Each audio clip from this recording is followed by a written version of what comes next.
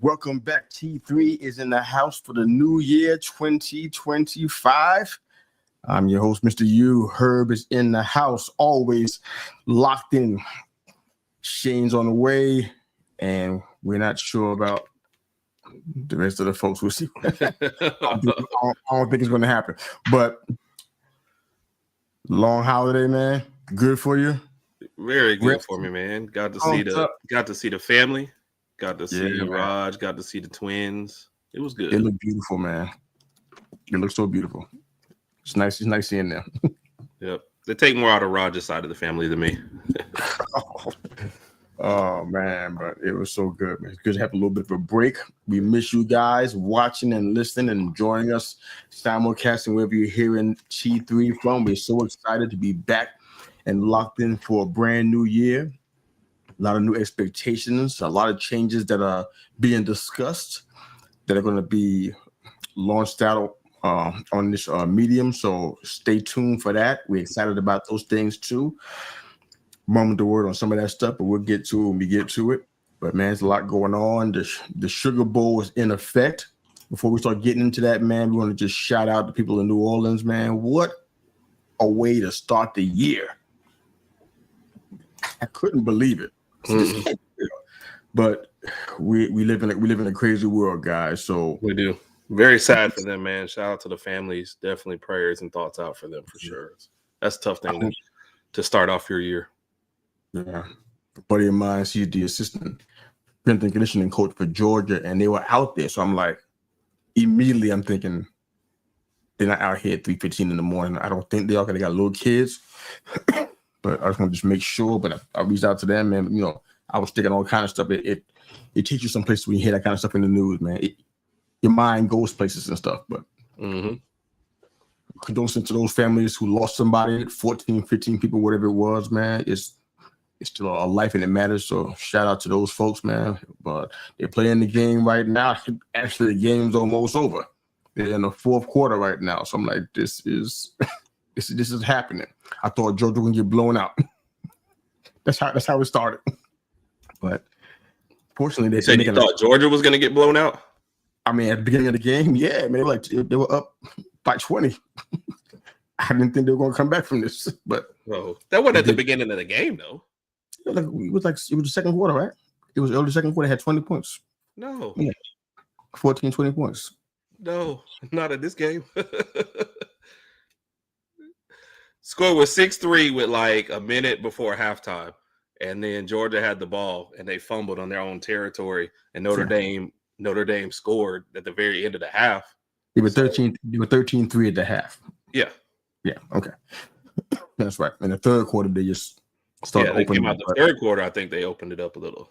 Yeah, well, Georgia's they got a big flag near the goal line, so when they come back from the break, that's going to be a big deal. They probably should score in that moment, and they probably would bring them to within 3. Yeah. Also, West Coast wins. A lot of time left in this game. Oh, well, yeah, absolutely. If they don't score this drive, there's not a lot of time left. Ooh, yeah, they have to actually get a touchdown here. I don't think a field goal is going to help them out right now. No. West Coast winners in the house. Good evening to you, man. Thank you so much. Last I heard, 17. Yeah, that's still not good. That's not a good number. It shouldn't have happened at all. But yeah, there's a lot of things. I watched the press conference. Honestly, I almost feel guilty about even talking about this because of what happened and the severity of what took place. But the press conference was so entertaining. I'm like, I shouldn't be laughing at them right now, but it was so. If you haven't watched a press conference, it's not like any press conference that I've ever seen in my entire life. And I've seen plenty of them coming from the Northeast. I've seen press conferences all the time about something that happens, and it's never comedic in any way. But this one, between the mayor, the governor, one of the senators, it was straight. If Saturday Night Live did not do a skit on this, they're missing the boat and they dropping off because they would always catch something like this. This is that kind of thing. So if you got a chance to see it, check out the press conference. The reporters asked some real dumb questions, and the governor and the senator was lighting them up like firecrackers. It was insane. But hopefully you guys get a chance to check it out. Serious issue. I'm not trying to diminish that, but that press conference was straight comedy. So I hope you get a chance to see that, just to see what's going on in other parts of the world and how cities run their business. It's notable. All right, so I don't know where we started on first when we got MVP voting, the Pro Bowl snubs.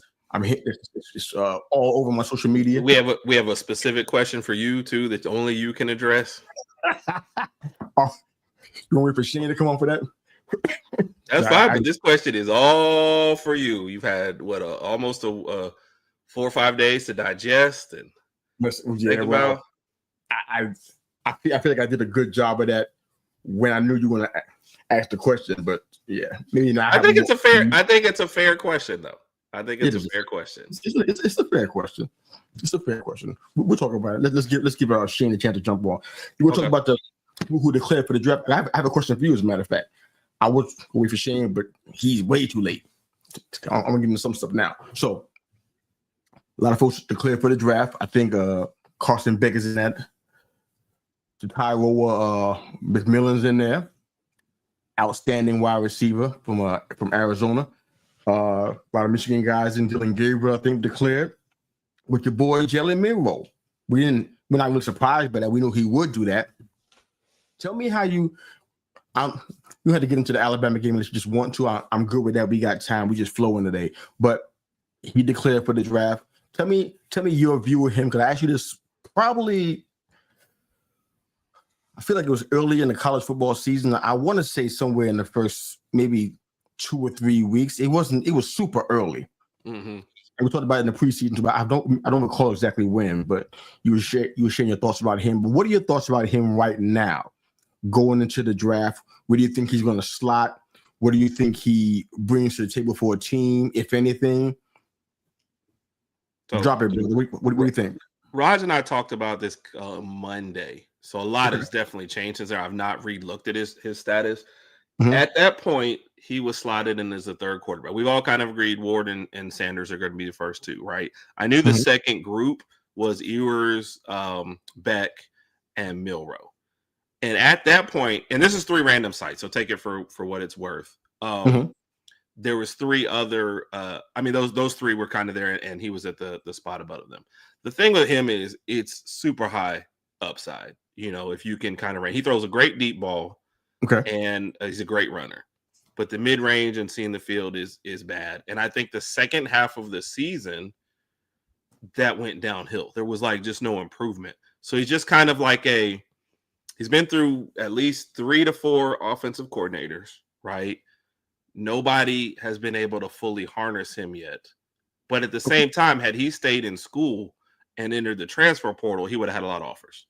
He had a lot of offers last year to get into the portal. So he's probably one of the most polarizing enigmas in college football. I said this on Tuesday after the game because we were debating. I don't think he should have stayed at Bama. Okay, this coaching staff wants a different type of quarterback. So I think his honest best bet that hurts me would have been to transfer to another school, because that coaching staff would have been recruiting him. You know what I mean? And they're like, this is the guy I want. The draft would have been my second option. I see why he's going. He'll get drafted on that, but I'm thinking second or third round, you know? But my fear is, look at what the Colts have done with Anthony Richardson. I don't have a lot of faith in a coaching staff handling Jalen Milroe. So that's my fear for him, because no matter what, we're irrational fans. You know, we get mad at people who leave, then we get mad at people who stay. You know, we all over the place. At the end of the day, it's true, right? So at the end of the day, I want what's best for him, and I want him to succeed. I don't feel like he's NFL ready. If they throw him out there first year, I just think that's going to be bad for him. He needs to go to the right spot. Drafting in the second or third round, you get a chance to wait on him and stuff. So hopefully that helps him out. But that's where I think second or third round, squad has to know what they're doing. They need to evaluate it correctly, and they need to help develop him. All right, that sounds pretty close to some of the things. So, is there a comparison, an NFL comparison you have for him? Yeah, I know Anthony Richardson. Yeah, Anthony. Unfortunately, it's still Anthony Richardson because of, I think both guys are still running quarterbacks, and the accuracy isn't always there. I think that's the problem. Both of them can sling it. If you got a guy 50 yards down the field, I'm like, yeah, he's going to hit that guy. But that guy's like 10 to 20 yards. I just don't have the same faith. So unfortunately, my draft comp has not changed yet from Anthony Richardson. All right. So you feel like Richardson doesn't see the field that well either then? But he had even less starts than Jalen Milroe. So I don't always just blame him. But if you take a guy, we talked about this before, if you take a guy with the 4th pick who hasn't had many starts and you throw him right out there, like that's just not going to improve. So now I think the problem is those guys are used to being faster than most of the people they play, right? So you kind of default to run, especially in high school. You probably default to the run a lot. So now I don't think they see the field as well as they could at all.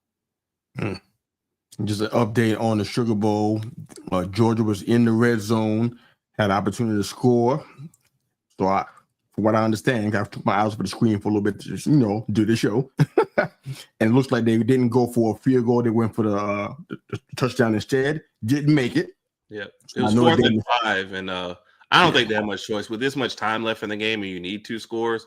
Field goal, you still need 2 scores. So I don't blame the decision. Just I didn't like the play. I feel like in this case, you got to get something. Yeah.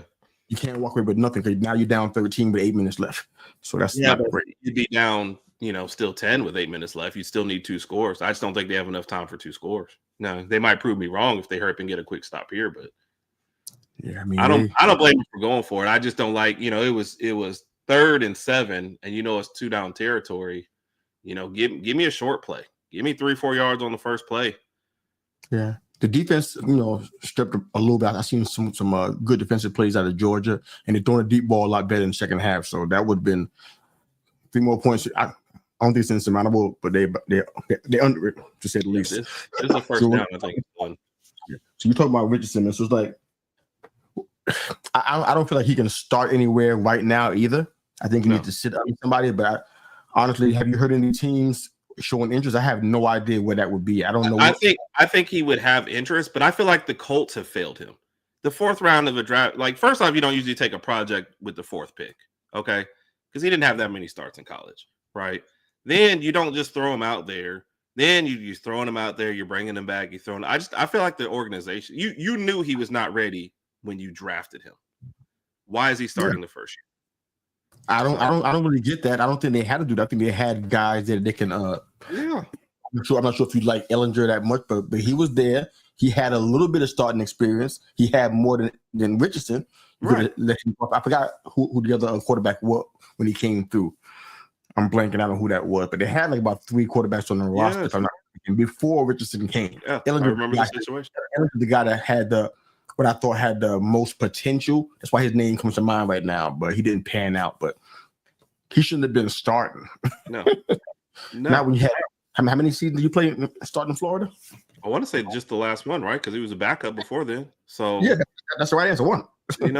So that's yeah. So I just can't blame him, and that's my fear for Milroe. Don't put him in that same situation. So, any thoughts on Carson Beck?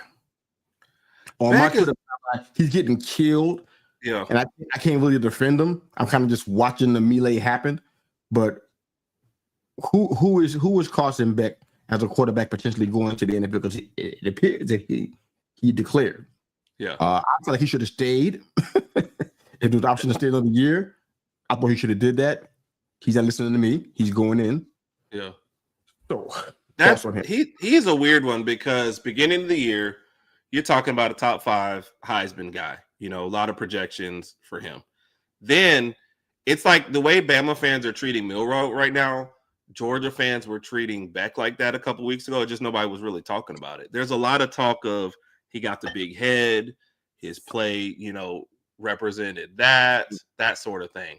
So there's a lot going on as far as that goes. So I'm watching this. We might be punting. We might fake punt. I don't know what we're doing. But Beck, the potential is there, mobile enough to make you pay. He's got a good arm. Georgia, of course, was plagued with the most drops in the country this year, so that didn't help him early on. But threw a lot of interceptions and stuff and everything. And wow, again the flag.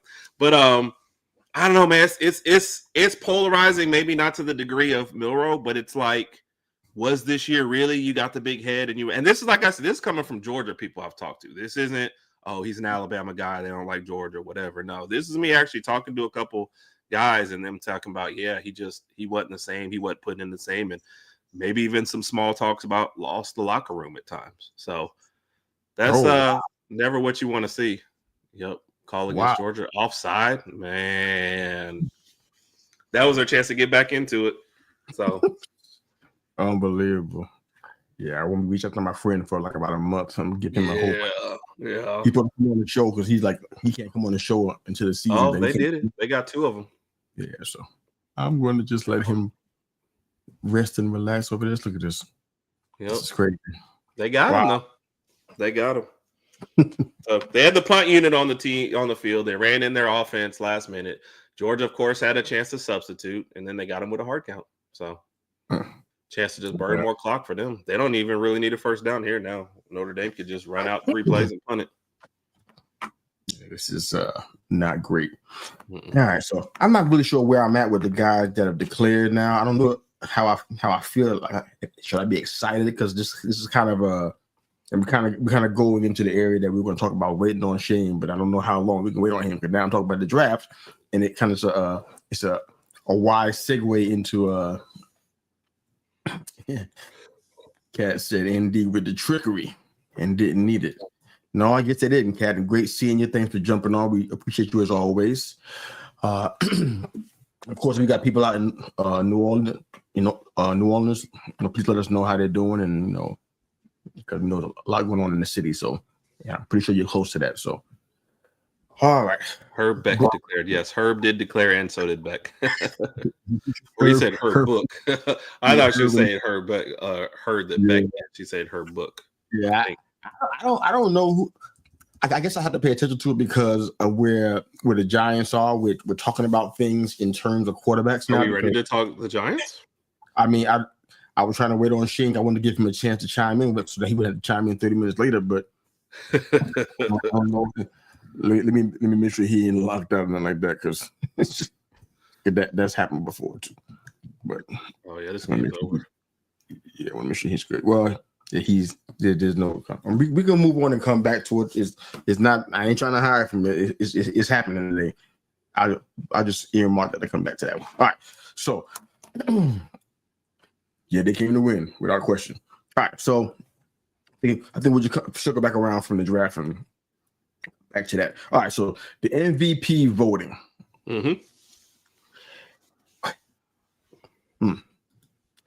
So I don't know what the numbers look like right now, but I'm assuming that Josh Allen probably had the most votes right now. I think this update. Well, I sent you the odds earlier, so that was the current. As far as that goes, and Josh Allen is the clear favorite odds wise. That does. You never know what that means later on. But they got Allen as a clear favorite, followed by Lamar Jackson, Joe Burrow, Saquon Barkley, Sam Darnold. I feel like it's going to come down to Allen versus Jackson, to be honest. Yeah, and as of 3 minutes ago, Lamar Jackson overtook Allen in this tight MVP race, so he's on top right now. And I guess it's not really a big shock. Like, oh wow, Lamar Jackson, that's crazy. His name is in the conversation every single year. It just feels different to me this time around. It could just be me. But if I was voting, and I had to pick between Allen and Jackson, I guess you can include Saquon and Burrow too. I really think Burrow is doing some amazing things. If he had half a defense, you'd be talking more. I mean, if he had a semblance of his wide receiver could possibly win the Triple Crown, which tells you already about his year, and leading in touchdown passes and yards, and offensively they got nothing but studs out there. I love me some Chase Brown, man. I hope he's there for the long term, because I think Joe Burrow does too. That man, forget Moss, man. That dude is he's the one. He's the one you want out there. Then you got 2 stud wide receivers who hopefully both of them will still be there, because Higgins is questionable. to return back to the team after the season's over. So we'll see how that goes. He says he wants to. I saw a press clipping, but money talks. You know how that goes. Yeah. So, well, can I say this though? If you're going to build your team on all offense and no defense, you got to keep the offense together. Because if you're not going to sign Higgins, you better sign like 3 defenders to replace him. So it's not going to work the other way. That sounds great if we talk about somebody other than Cincinnati. Yeah. Because that never seems to happen. It's been, I say 3 years, but it might even be 4 years where they had clear issues in the trenches on both sides of the ball and they don't solve it. Now their financial ledger is going to say they spent money. Just to be clear, their ledger is going to say we spent money on these positions. When you go and look, you ain't going to see no bang for your buck. You're going to see somebody that you even recognize. Everybody's going to be basically invisible men on that field. You can't tell that they were even there. So the trenches has been a problem for a long time. So you're totally right on that, man. But I'm giving Joe Burrow a lot of credit in there. I guess I don't know where I would put. I guess maybe put him 4th in this, but he's up there in that because of records. Because of records, stuff that is out of his control. Because I'm not even a Burrow fan. I get it. Obviously I'm a Chase fan, but that's only because of fantasy football. But the things that are being affected are wins and losses. But if you come to me and tell me that this man is not doing everything he can to affect the wins, like I said, we're leader in touchdown passes, leader in yardage. High completion percentage. Yep, still top 5 in completion percentage. So he's not just throwing 1,000 passes and complete half. He's doing. Unless they ask him to suit up there and start tackling folks, I don't know what else he could possibly do. And he might still drag this team into the playoffs. So, you know how the MVP awards are, man. Yeah, man. The game last week, man, that was a big deal. They really showed out, man. And put themselves in a position to potentially, after this week, maybe be in the playoff plan. I think need some help for some other teams, but Burrow's been incredible, man. So I don't know. What are you thinking about the whole as things look right now? I guess Jackson is first now, Allen is second, Barkley, and then where are you getting that? Where did Jackson go up at? CBS Sports. Oh, okay. Yeah, it was only about 3 minutes ago. And you know how that works. It doesn't have to even be that long. It can change again, but I don't know. But Tony Romo had the most interesting comment on it about it. I don't know if you call it whatever game he was on this weekend. I can't remember. It was random. I think we were driving home on Sunday. So he said, I think right now Allen will win it. He said, because voters are human. Jackson already has 2. Allen has none. He said, I think they'll vote for Allen. He said, if Allen had 2 and Jackson had none, I think they'd vote for Jackson. He said, it's just human nature. And I couldn't really argue with that. I do think that I saw that happen in the NBA with Jokic. And him having won 2 in a row, and people be like, I don't think he's ready for 3 in a row, especially without winning a title. So I feel like I like that logic, and Allen would get the vote right now. Well, I feel like that. I mean, I guess I'm amongst the humans as well. I feel like Lamar Jackson he's one of them guys, just like the potential's always been there, to take the team to a Super Bowl. Even when he got drafted, I laughed when he said it, but when he got drafted and talking about we getting a Super Bowl, the Ravens just got Super Bowl by bringing me. I'm like, okay, 28th pick in the draft near the end of the first round of my Super Bowl already. I'm like, okay, I didn't pay no attention, but honestly, they had opportunities. They had the kind of team that, you know what, this is Super Bowl contenders. Yeah. And he's MVP, but you know what that means to me? What that means to me, because my human eyes said, this man doing all the work. So yeah, he's the MVP.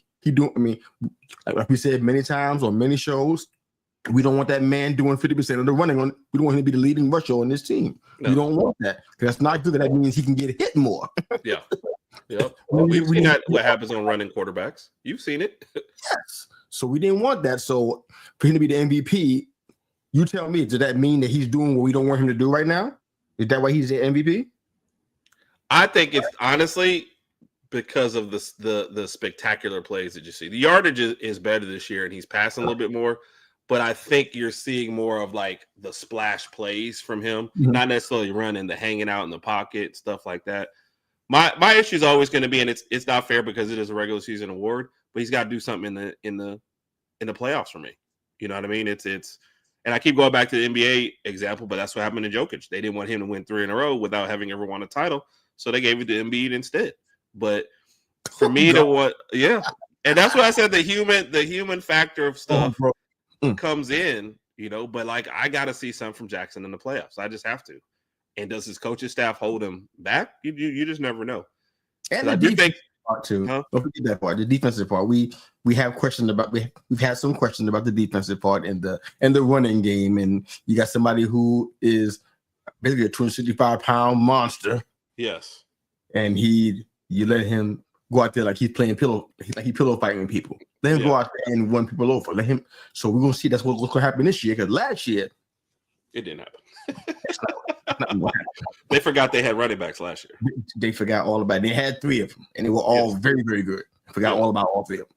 Yep. So, and everybody kept their job. Don't understand how that happened.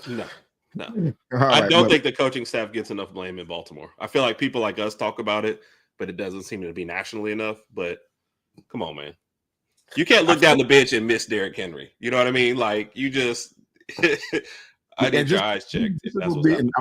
Last thing I'm saying on the Ravens, if they don't do it, and you know what it is, if they don't do it, I ain't even talking about Super Bowl. I'm talking about if they don't let Henry go off and let the chips fall where they may, they're gonna be talking about it on the national stage because you ain't getting around this. You went and got him. Yeah. But I like Dobbins and Gus, but I was cool with that. You know what I'm saying? But you went and got Henry. You said, you know what? We're gonna upgrade because we think we can do better out here. Okay, you got to use this man then. If you don't use it, it's a big indictment of them. If you don't use him, yeah. And I think they've been saving him in certain games. I've been watching this. They've been kind of preserving his energy. Okay, well now this is it. There's no more preserving. There's no more load management in the NFL. You got to let this man run all the way to wherever they're going, playoffs, a Super Bowl berth, whatever it is. Let this man win. If you don't do it, we are going to skewer this team on a grill. Yeah, you're right. But they're going to deserve it. They're going to deserve it. It's going to be deserved. They got to do it. Yeah. They got to do it. Now, the human part of me is saying, you know what?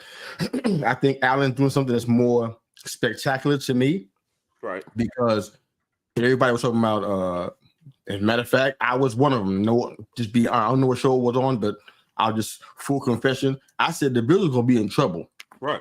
Not because of not having Diggs, but not because you don't have Diggs and you don't have Davis either, and you got rid of Mitch Morse. I was saying y'all. But to your point, those were your top 2 receivers last year. No matter what you think about them, those were your top 2. So your point was valid. Yeah, and one of the best centers in the game, in my opinion. Right. You let him go too. And those are not the only 3 guys. There's somebody else who I'm blanking out on. There's 1 or 2 other guys that were pivotal on their team, and they were all gone. I'm like, wow, this team got stripped. Yeah, I think they're gonna be in trouble. And Josh Allen got these guys at the top of the division, legit Super Bowl contenders. Only team to beat the Chiefs. I think they can do it. Yeah, Josh Allen got my respect this year. Not that he cared about what I think about him, but I thought he was overrated up until this year. Now I've shut up about him. That's okay. You lost almost everything, and you've proved me wrong, and you've cut down on the turnovers, and he's been a machine. I do have a question about him, though. What do you think about him starting the game and coming out just to preserve his game started streak? Who, Allen? Yeah, he's going to play like 1 series and then sit. Oh. Just so he can preserve his game started streak. I guess it's okay. I don't think he's hurting nobody by doing that. I mean, okay. I don't know who the backup is. I guess we better find out who that is. Yeah. No, I don't think it's about because they have nothing to gain from the game. So it's just so he can get out there so he can say, I've started 77 games in a row and keep his streak alive. 77 games. I wonder how much he cares. No, I don't know what the number is. I didn't look at the number. I'm just saying that is what it is. How many games in a row? Mitch Trubisky's back there. Okay. Yeah, man. Go ahead and keep the streak. I mean, it's all about legacy and stuff too. Go ahead and keep the streak alive. 114 straight regular season and postseason games. Wow. He'd have to go for a decade though to break Brett Favre's record of 321. I doubt it's even on his radar. No. At this point, you got a Bills franchise just going to 4 straight Super Bowls and have not won them. all that's on his mind is doing that. My other question before we move on is, how is this happening now? Is this it's just head coach to get credit for this, or is just Josh Allen figuring some stuff out and maturing as a quarterback? What? Because I don't know who to credit for this. This is a dramatic turnaround.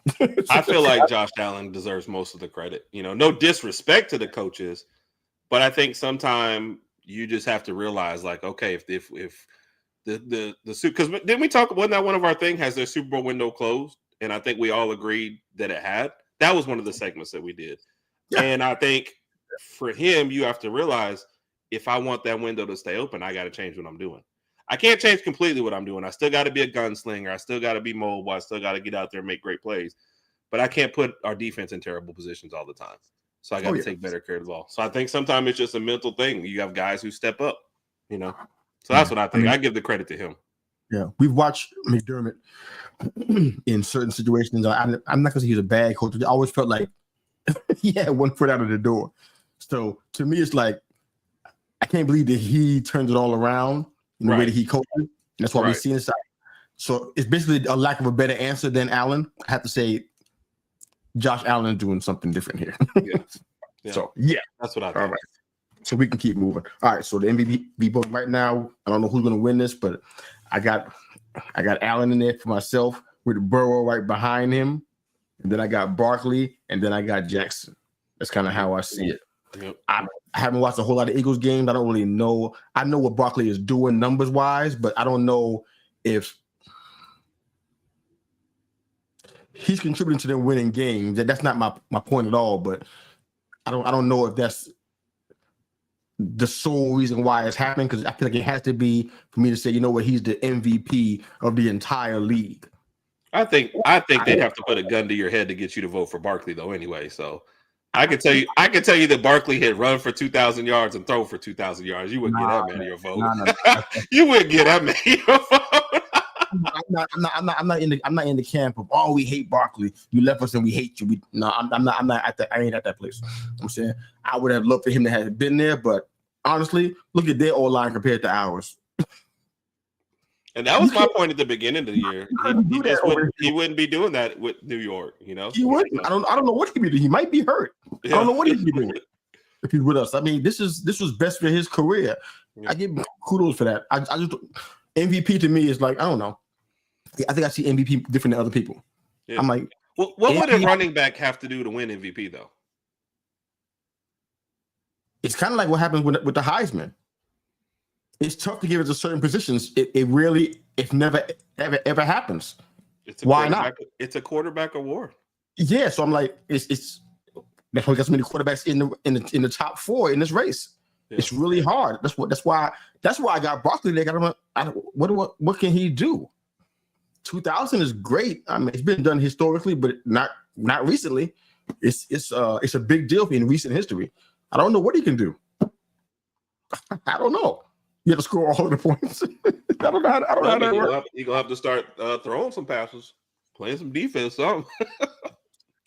My heart's with Josh Allen this one. I gotta keep going with that. I think he's gonna right, so, Pro Bowl. All right, so just to be clear, there's no misconception about this. Ain't gonna be no tweets coming out of me. I'm not watching the Pro Bowl. I started watching the Pro Bowl a long time ago, a long time ago, and I'm going to continue to keep that train going because long they got pillow fights out here. I'm not watching that. I'm watching no 2-hand touch. I'm not doing that. No, I think at this point, it's just so like the people who have contract incentives for making the Pro Bowl. It's something to go on your resume, but it don't matter if you're playing the game or not. But the snubs are always notable because, like, how do you figure out that this person should be in, this person shouldn't be in? Guys like Brian Thomas and Baker Mayfield, they've been going off, and the Jags aren't in anything, but and that's what kept them out. Let's be honest. That's what kept them out. That man had no shot. You think his numbers alone were good enough to get him even as an alternate? Because they wouldn't let the fans start the vote, and the press picks it up. So nah. Let me go just a different route. I got the list in front of me of who actually got. I don't know who didn't get in. Maybe you have that in front of you. I don't have that in front of me quite yet. But the wide receiver that got in out of the AFC, Jamar Chase, totally warranted. Yep. After that, you got Jerry Jeudy. Now that's a weird one. Nico Collins, go blue, and Zay Flowers. Now, so I don't like no. You want me to break them down, or how do you want me to approach this? No, I'm trying to get you to tell me. Do you think Brian Thomas couldn't have got in with any of the other those people? So my original argument was without looking at the Pro Bowl, because I've been at work, so I haven't looked at it. I've seen the blurbs come across on snubs. I haven't looked at the rest. So first off, Jerry Jeudy kills my argument about you being a losing team because you play on the Browns. So that hasn't been better. Zay Flowers, I didn't even know you were playing this year. And that's obviously a jest. Obviously, I know you're playing. But when you talk about the Ravens, you talk about Lamar, and you talk about Derrick Henry. I don't know anything notable that he's done. And what was my other Nico? And Nico got hurt this year. You know what I mean? So he missed games. This isn't an indictment on any of these players. You know what I mean? But it is who's actually playing better. And these are not the names that I thought would have. This goes to show you what happens if you don't actually look at the list before you kind of bring it up. Brian Thomas is 5th in yards. I know Jerry Jeudy was 6th, so at least I get that one. But that means Nico and Zay Flowers is down at 16th. Nico's down at 22nd. Nico doesn't even have 1,000 yards, so that feels more like a fan vote than Winston has been airing it out, so I get that. I'm not even going to say nothing about Jeudy. They're on a losing team. If you don't want them to be, voted in and having a losing record, then I get that. But if you're just on individual credits, Winston's been airing it out, and Judy's been the number one on his team since they started this duo between them in Cleveland, and so I think he should get that. Nico, I'm totally down with Nico. I love me some gold blue. They ain't an issue, but he don't have the kind of numbers that Brian Thomas got right now. Oh. Well, Brian Thomas, so just breaking it down AFC, your list actually go yardage-wise, Jamar Chase, Brian Thomas, Jerry Jeudy. And you look at Brian Thomas and Jerry Jeudy, they've had the worst quarterback situations. So to me, you got to give more respect on both of those, right? Trevor Lawrence hasn't been out there their entire time, right? And I don't know, Taylor who's throwing Jeudy the ball next week. So, are they going with the guy with 3 names? I keep always forgetting his name, but the guy with Dorian. No, I think they're starting somebody else next week. So they're going for quarterback number 4 on the year. What up, Shane? What's up, Shane? What up, boys? Yeah, snubs right now, just so you can get caught up. And I read the list of the wide receivers that are in, and I questioned why Brian Thomas was in. We got Jerry Jeudy's in, Nico Collins is in, and Zay Flowers is in, but not Brian Thomas. Bailey Zappi. I think that's Shane's old boy. That's for the Cleveland. I got the notification. Billy Zappi. I forgot he was even on the team. Yeah. I thought he was still in New England. So did he. Yeah. Evening, That's sir. Fair. That's fair. Brian Thomas is also tied for second in touchdowns with 2 other people. Okay. They messed up. This is the faux pas. See, people can get mad about Baker, and I heard the comments about that. But honestly, are you moving Goff, Daniels, or Darnold out for Baker? I think Baker's been doing good, but are you moving any of them guys out for that? That's not a hill I want to die on. But that Brian Thomas one, that one is messed up. It's not just a snub. You messed up. you put Zay Flowers over Brian. There's no reason statistically why Flowers should be in there over Brian Thomas. I don't care what his quarterback situation is. Mac Jones is helping him keep his numbers up. Yeah. Zay Flowers can't even say nothing close to that this year. Why is he in there over that? Yeah. Like I said with Collins, he was out for how many games it was? It was a little chunk. At least 3 games he was out. Yeah. Like I said, he hasn't even broke 1,000 yards yet. So he's played 5 less games than everybody else up there. And I don't think he's going to do that this week either. So Brian Thomas is out here with he almost an 1,100 yard category, ain't he? Yeah. Why is he not in? That's just crazy to look at. Just, Yeah. He's close to 1,200. 20 more yards gets him 1,200 on the year. Mm-hmm. I'm baffled by that one, because that one doesn't make a whole lot of sense to me.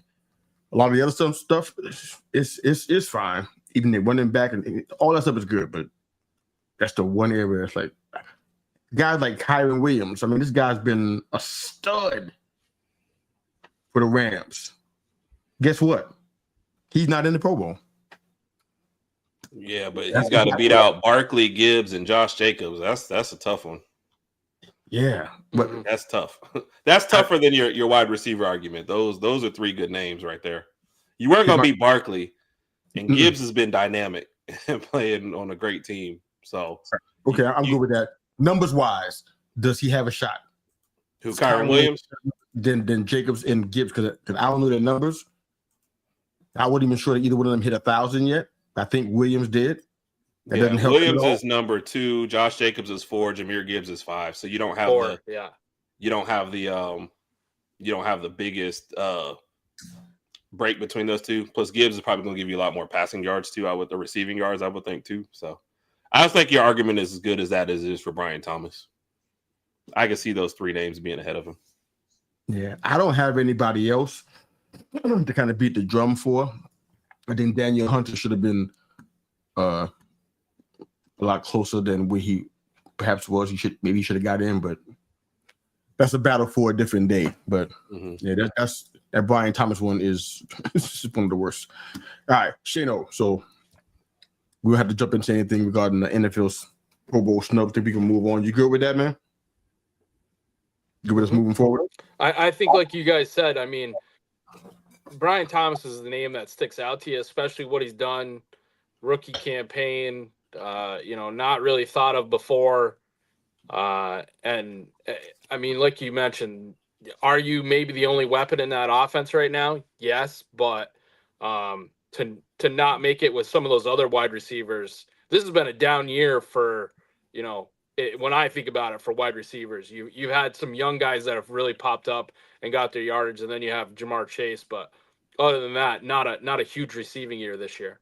No. Absolutely. All right, well, a few more things I want to get into before we get into our predictions. Now, we're going to talk about a question that Herb had for me that I'm sure you want to chime in on. But before we do that, I want to talk a little bit Black Monday. Now, this is coming upon us in a matter of days here. What's this? We're talking about 4 days from now? Some coaches are going to be put out on that street. And they get the list goes as follows: Doug Peterson, Antonio Pierce, Brian Daboll, Gerard Mayo, Mike McCarthy, Zach Taylor, and Shane Steichen. I think those are the ones that or the only one I think that are in on the firing line. I think universally everybody kind of feels like Doug Peterson should be the first one. I don't know if you guys feel the same way with that. I'm surprised that they let him continue to hang on as long as he did. I'm like, for what? Yeah. Let somebody be in the room. It's not making it any worse. All you can do is go up. If he's still there. Not quite sure what that's about, but if you guys feel differently about that, let me know. But overall, with this list of coaches, who you think should be hanging out, who you think should get another shot, who you think should be long gone from now out of that list? Peterson, Pierce, Daboll, Mayo, Steichen, McCarthy, and Zach Taylor. Pierce I wouldn't fight for, but he also has like one of the worst situations and like no management whatsoever. So that one is weird. And I didn't want to comment on Mayo because I know that's Shane's, but it seems quick for Mayo. I mean, they find their quarterback of the future and they've got a high draft pick. Like, it is quick. So those are the first two that jumped out to me. Plus, and I think exactly like you're saying, Herb, it's quick because you already knew you were getting a brand new head coach. Like, what's your guess? If you don't give him a season, you don't give him anything, then why even make that? It really just shows, if that's the way they go, that you really just wanted Belichick out and you would put anybody in there Right. to be able to fulfill that as to really give him a choice. The ones that pop out to me is like, and I mentioned this on Ben's podcast, like Zach Taylor. If you're a Bengals fan and you've had to put up with what the Bengals have done to Joe Burrow these last couple of years, you're almost wishing not to make the playoffs with how well they've played, because if you make the playoffs, it's going to be hard for them to let Zach Taylor go. Right. Because, and not through anything he's done, literally through Jamar Chase and Joe Burrow just going, we're just going to go off. Yes. And as long as you guys can keep everybody else under 40, we're gonna be okay. Which is a tough task for you guys, apparently. It is, because they're not playing any defense. They're not playing any defense. Zero. But I think those are the ones you look at. You know, like I think Shane Steichen and Brian Daboll are kind of in the same boat, where it depends on what that GM move is going to be. You know, if you get a GM that wants a brand new guy, then you're gonna cut bait. You're gonna go on there. You know, I think there's a good chance that both New York teams are new head coaches, new GMs coming into the new year. So yeah, I don't think that sits well for Daboll. So yeah, the Jets definitely have to, I think, get a new GM, because that's terrible. It's interesting on that list too. One that I'm sorry, go ahead, Shane. No, I completely agree. Like the Jets right now, other than that, you know, Woody Johnson's teenage son is running the show. Yeah. And in between what Aaron Rodgers is doing, you know, they've got to completely reset how that team's run. Agreed. The funny thing about this list is I think McCarthy should have never been brought back. I think he should be let go. But in a weird way, the way the team fought after Dak went down might be the reason why he ends up keeping his job, because the team didn't quit on him. They just had so many injuries they couldn't overcome. I still think he's, you know, people like those 3 12-5 seasons in a row and that one Super Bowl he won with Green Bay, those are going to be the things that he holds on to. But I feel like a new voice is needed, but I feel like he's going to keep his job because of that. No argument for me. Yeah. I feel like the Gerard Mayo one, that one is weird to me. I'm not deep in there, Shane. You know more about that than I do. But it felt like it was a half-hearted attempt to have some New England history at the helm of the head coach position. Right. And I kind of feel like, and I know there was some people clamoring for him, but I heard them. I think we all did if we were listening. But I don't know. I kind of feel like just what I've seen when they had that rough stretch where they were trying to figure out where Jacoby was set, it kind of felt like they changed their mind real quick. I'm like, man, that's kind of soon. Give it a little bit of time. I mean, this is a former Patriot right here. You know, give him some time. So I kind of feel like, for me, I think he should have that. I kind of feel the same way about Pierce too, just for a different reason. I mean, they've been a nightmare in management and drafting. It's just been nuts. And their quarterback situation has been awful. I mean, who are they throwing out there right now? You know, Desmond Ridder. I mean, this is not cute. So you can't put all that on Pierce. Like, oh, you should have fixed this problem. It's not like this is his 10th year coaching. He's new to this still. Yeah. So if you're going to entrust him, give him some weapons and give him a shot. At least give him 3 years to figure some stuff out. Same way with Mayo. Put some stuff around him with some high draft picks or whatever. People obviously want to come and play for him. I mean, there was almost a chance that we didn't. I think one of you guys didn't think that Ayuk was really going to come over there, but I mean, they had the money to bring him over there, and it felt like it was picking up steam. But you know, at the end, San Fran came in, and you know, when you got to stay home. I mean, it's easier to stay home than to move into a new place anyway. You get more money too, so that makes sense. But Mayo and Pierce, they should get a shot to hang out. Steichen, I don't have no. I'm not married to him whatsoever. I'm like, hey, bye. You know what I'm saying? They probably need somebody who's more of a quarterback whisperer, because Richardson needs some help out there. Yeah. Need somebody to help him through this process. I mean, some former quarterbacks that I can say right now their name, but I'm not trying to break a story, but they can, if they were the head coach, they'd help out Richardson tremendously. Yeah. Mike McCarthy. Well, yeah, go ahead. Well, it's good. I'm going to play off of probably what you're about to say too. But when you're talking about the Colts, I think a lot of this falls on Chris Ballard. So with the way that he's drafted, with some of the moves he's made, with going through veteran quarterbacks and not really getting anything out of it, it seems like the players haven't given up on Steichen. I think that's the one thing that Pierce has on his side, is that there's no rumblings outside of that team that he's not the guy they want to play for.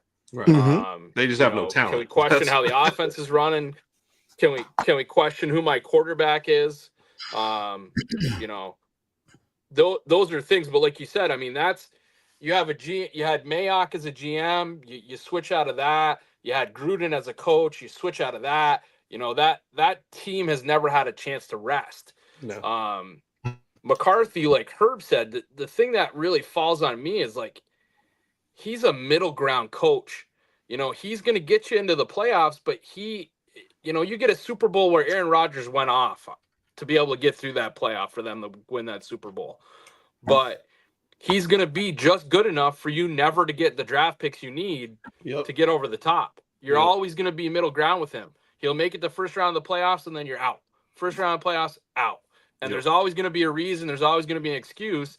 And that's what happened in Green Bay. They're like, well, why are we sitting in the same situation? Like, if we're going to be middle of the ground, then let's be middle of the ground with something else. Yeah. Yep. Yeah. This is no, that's a good point, though. Yeah, it's an excellent point. Coffee goes.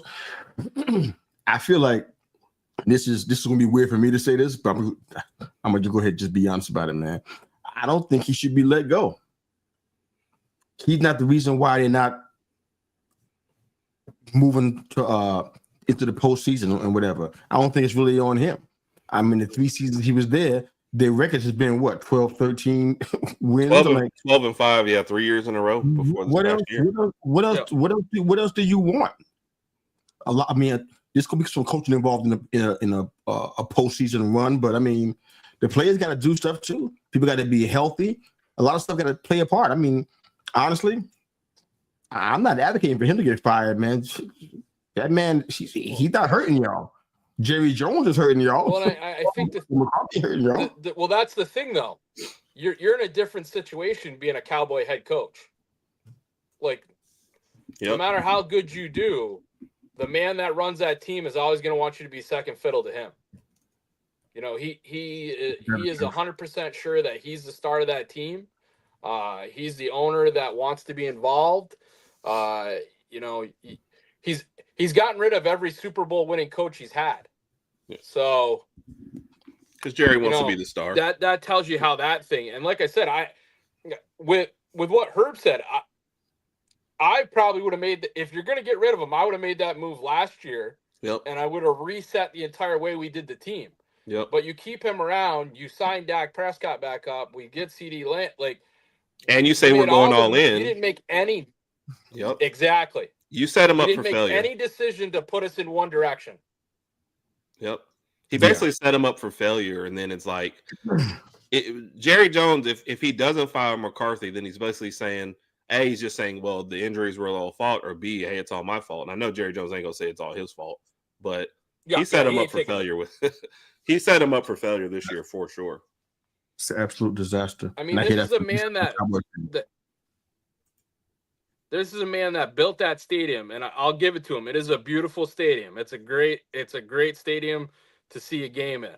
But when he tells you that the sun doesn't come in the windows the same way every time, like, the man built the stadium. It's always been a problem. The players always complain about it. The players don't like being in that stadium because he's turned it into a tourist destination. They're running tours through there all the time. Like, you're having practice. The cheerleaders are out there. People can walk through the locker rooms. Like, everything is going on at that stadium. It's 100% Jerry world, just like he likes it. But the thing is, if you're going to do that, then when people come back at you for things like that, you got to have a better answer than I'm going to do it my way. Right. And that's how he's always been. And that's why coaches and players don't stick in Dallas, because they're going to go look. They're going to go look to where I'm not going to catch hell every single time something happens. Yep. If your goal is just to be an attraction to make money, that's fine. He's doing it perfectly.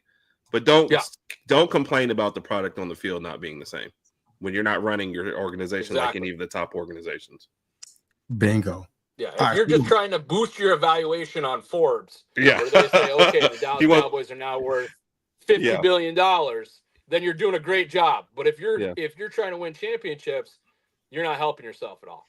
No, he just wants some good Yelp reviews. That's all. All right, we're gonna segue a little bit. So rather than going to predictions, we're gonna just bypass that this week. We're gonna I'm gonna touch on Brian Daboll, and I'm gonna let Herb ask this question, and we'll kind of go into this because to me, I feel like, and this is, I don't think I've changed positions on this whatsoever. I feel like Daboll and Shane were tied together when they first got hired. I think I probably said it on Twitter somewhere in the underworld of Twitter. I got a post that says that, I'm sure somewhere. They tied together, and you have to have them together or leave together. It can't be one or the other. I kind of feel that way. I still feel that way. I think Daboll leaving is going to be weird if Shane is still there, and vice versa.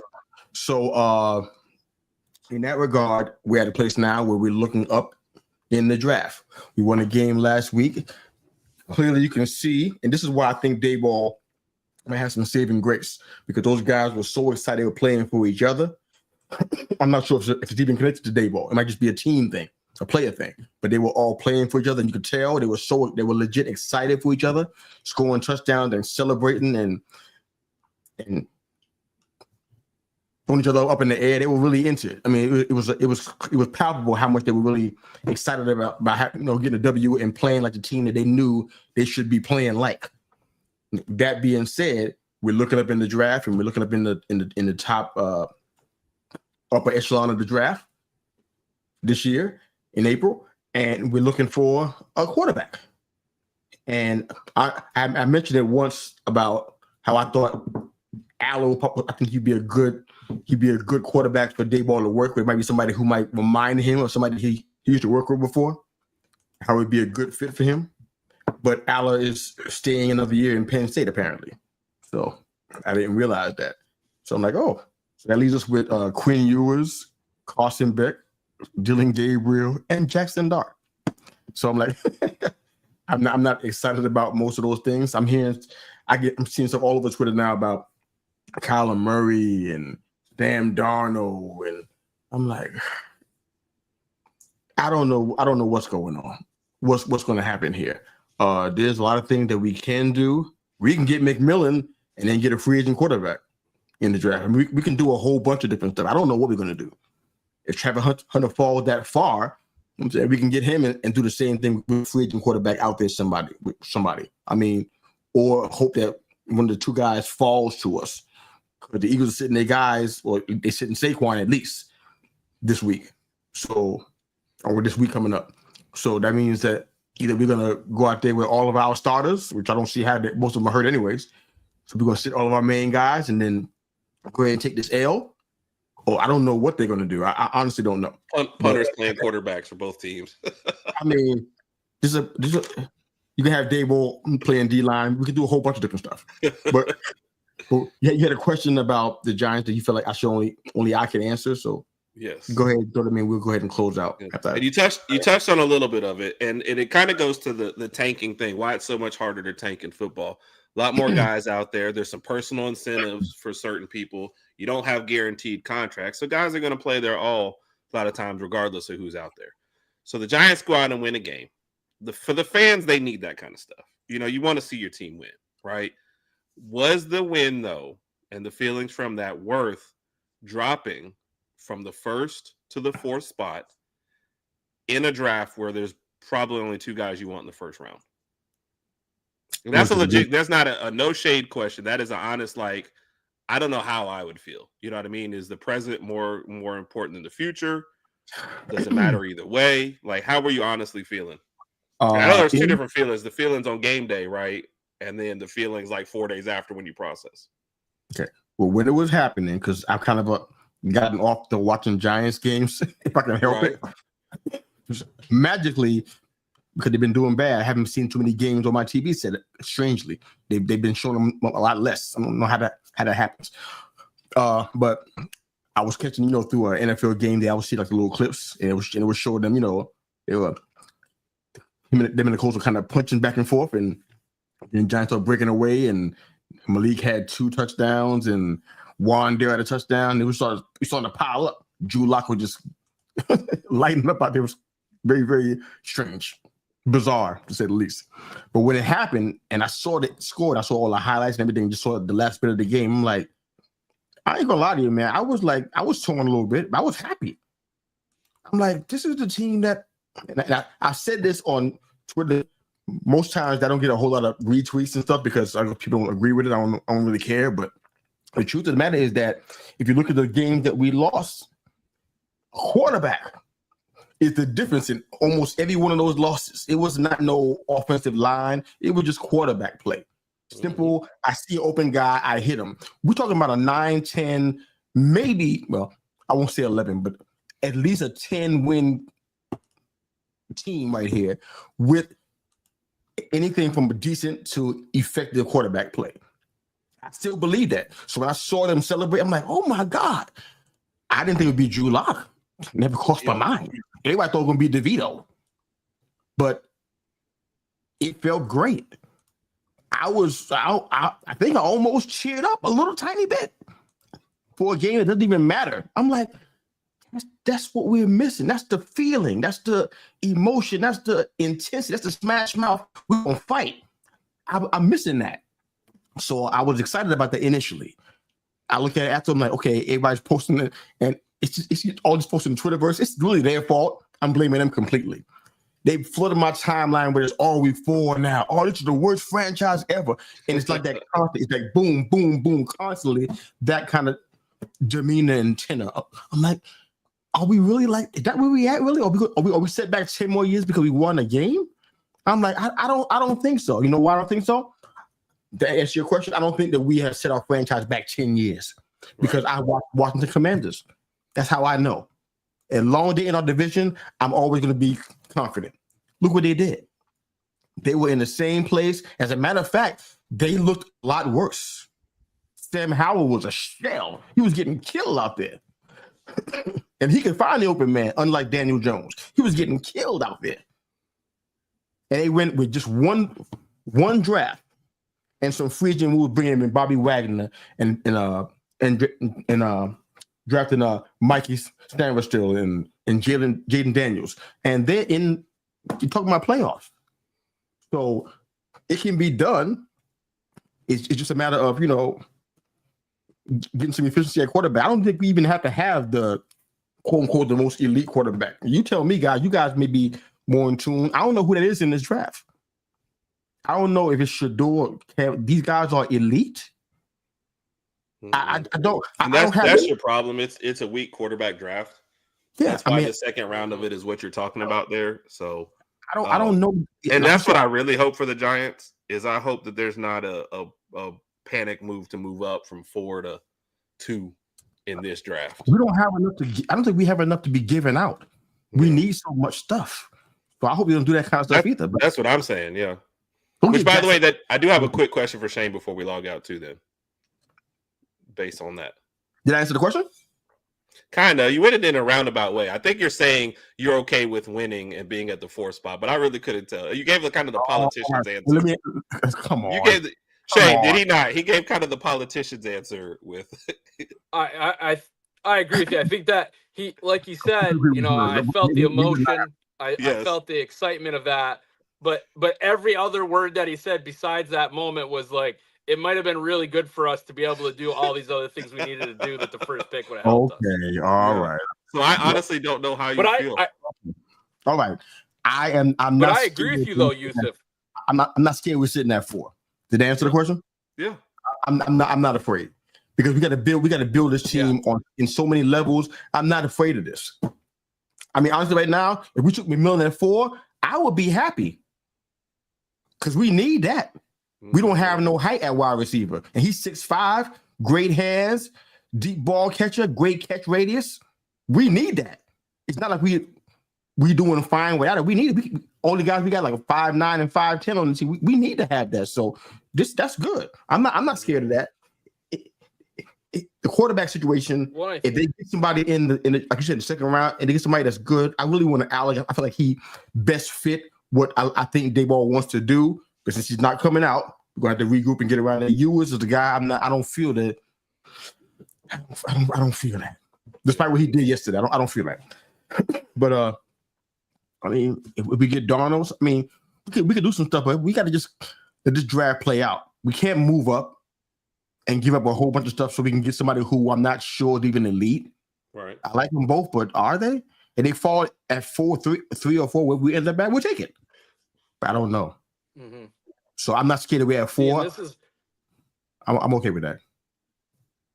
Question. Well, and like Herb said, the problem is I don't know how strong this draft is at any position, not just the quarterback. There's not a lot that really jumps out at me this year to where the only reason I would have wanted that first pick is I would have used that as bait. Yeah. Somebody else is going to want to make a move, like Herb said. Somebody's going to get real excited about Sanders, or they're going to think that Travis Hunter can do everything for them, and they're going to make a move on that. And that would have given me that opportunity. Yeah. The same thing, I think out of the 4th pick is the same. I agree with you. There's needs that the Giants have, and unless you're set at a quarterback, and I don't think there's anybody that's going to be a first-year wonder kid that you're going to pick, I'd be moving out of 4 too. You know, I'd be looking to try to build my draft capital because I think the only thing I would have done in that, exactly, if you don't have a quarterback and you think, okay, if I hold out another year, I'm going to have another chance. And if we're competitive, then we can figure it out. Or maybe Drew Lock catches fire. I mean, Drew Lock in situations like this where the cards are against him, he's better. It's when you're expecting him to do well, that's when he finds a way to throw interceptions and make problems happen for him. But if I'm the Giants, I just try to build up. I take a flyer on a quarterback this year. You know, maybe in the 4th round, I look like a Curtis Rourke or I pick up somebody. I think the one that's going to be happy with how everything is playing out right now is Jackson Dart. I think he knows that he's a middle round guy, and I think having Milrose enter and the way that the two with Shedeur Sanders and Cam Ward, with the way that their seasons ended, I think that didn't do any help for any of them. If I'm a back of the round quarterback, this is a year where I'm going to get some movement because I don't think people are going to be locked in on a 2 quarterback run. Agree. This has been fun, guys. And like I was not a Drake May guy. You know, I was a JJ McCarthy in the Patriots spot. But I mean, if you're a Patriots fan, Drake May's the only thing that's gone right for you. Him and Dave Andrews. So your center and your quarterback are the only thing that's gone well for you. So, and speaking of JJ, you know, can you? He's in the rumor mill for the Giants. Well, multiple teams asking if the Vikings were going to trade him. So this is crazy right now. It is. This is crazy. Well, and that's that again. Like both you and Herb mentioned. That's the thing. Like, did anyone think that Sam Darnold was going to? I mean, the Vikings are in a great spot. He had wide receivers. Kevin O'Connell is a great offensive coordinator. Yep. So what are you going to do now? Like, so do you keep Darnold? Do you sit JJ for a while? Can I come together with a package where Minnesota is going to let JJ go? But you shouldn't have to have a package for a guy that was drafted in the 1st round and got, like, you know what I mean? So the package should not be huge. Not that it's not deserved for him. It shouldn't be huge. Now, will it be? I have no idea. And to the other point, we said on this show that we thought Darnold would have a good year, but not this. You know, we knew the weapons were there to have a good, like JJ Jefferson's gonna make any quarterback look good. But you can't. I didn't think, you know, almost a chance at first in the division. So I thought they'd be feisty. In my exact words were they're going to beat some teams that they shouldn't beat for sure. But it wasn't first in the division. So, well, we'll talk about it some more going forward. There's a lot to talk about. A lot more rumors in the rumor mill. McCarthy back to the Giants. It's crazy. But wherever you are and however you're hearing our show, thank you for joining T3 and for listening. We're out of here. Have a great day. We'll be all over social media talking about this stuff some more, but we'll see you guys next Thursday at 7. Have a great one.